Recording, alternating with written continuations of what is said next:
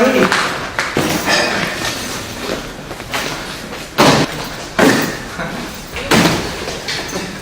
תחזיר את זה! בוא.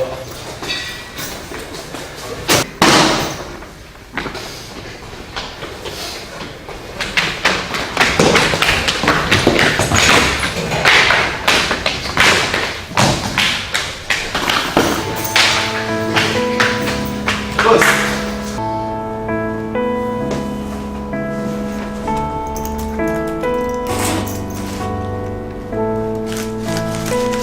פיתה.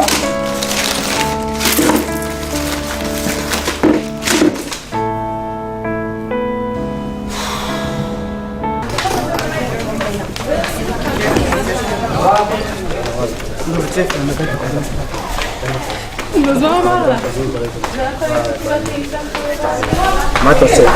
זה חומר משקם.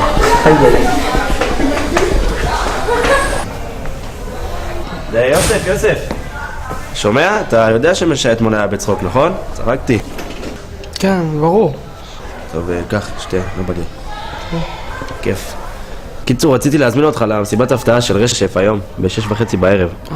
במועדון של המועצה, תבוא, נכון? כן, אני אגיע. יופי.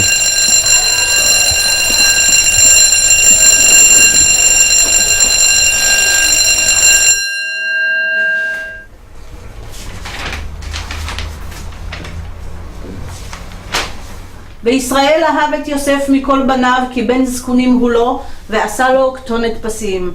ויראו אחיו כי אותו אהב אביהם מכל אחיו, וישנאו אותו. מישהו יכול להסביר לי את הפסוק הזה, תלמידים? כן, יוסף. אני יכול לצאת להתפנות? זה לא יכול לחכות? לא, זה דחוף. תעשה את זה מהר. המורה, אני ואבי צריכים ללכת למנהלת על מה שעשינו בהפסקה. אנחנו יכולים לצאת? תיגש תביא לי אישור. אוקיי, אנחנו חוזרים לפסוק. וישראל אהב את יוסף מכל בניו, כי בן זקונים הוא לו, ועשה לו כתונת פסים. ויראו אחיו כי אותו אהב אביהם מכל אחיו, וישנאו אותו. בוא'נה, זה עובד, אחי.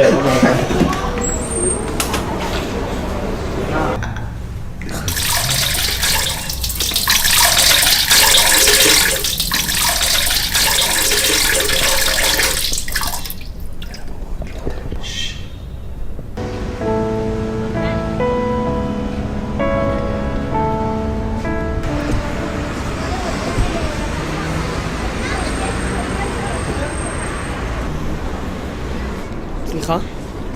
את גם למסיבה של רשף? לא. לא?